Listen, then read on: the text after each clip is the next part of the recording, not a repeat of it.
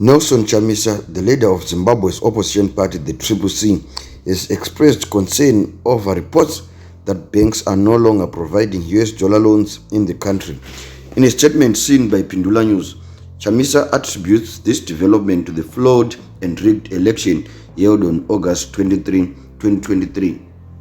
The former ICT minister believes that this situation will have severe consequences for industry and commerce and the overall economy. Most loans and deposits in Zimbabwe are denominated in USD, indicating a high level of dollarization.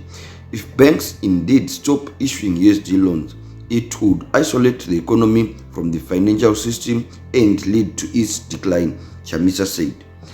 Rigging elections destroys everybody and everything everywhere.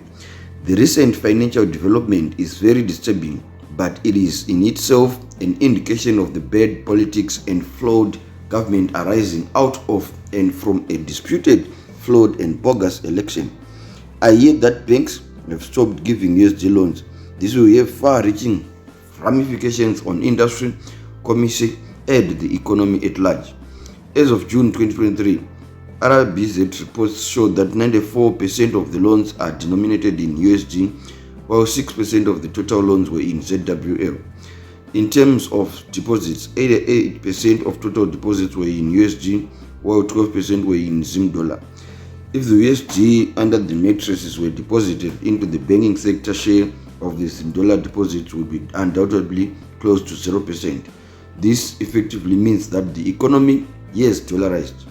In view of this, if the news circulating around which to the effect that banks have stopped issuing USD loans is correct, it simply means that the whole economy is cut off, the financial system and its demise is closed. There is no scope to substitute USD with Zimbabwe dollar because the supply of Zimbabwe dollar is very thin. In addition, with interest rate of 150 per annum, it is not viable to switch to Zim dollar loans if the development is true. This situation is as good as taking out oxygen from a living being. The chaos which ensues is unimaginable. 49% of Zimbabweans currently live under extreme poverty. The ensuing economic hardships will likely increase extreme poverty and emigration into neighboring countries. The Zimbabwean economic crisis is now a SADC domestic crisis. The country is paying the price to rot in constitutionalism, drought of good governance, and a kwashiorkor of leadership. Zimbabwe must return to majority rule, a people's government, and a restoration of fundamental freedoms, rights, and democracy. Zimbabwe needs a capable, responsible, and accountable government. The CCC party is contesting the outcome of the August 23, 2023 elections, alleging irregularities observed by local and international monitors. They are demanding new elections overseen by an impartial organization like SADC, the African Union, or the United Nations, instead of the Zimbabwe Electoral Commission, which they accuse of collaborating with ZANU-PF to manipulate the results.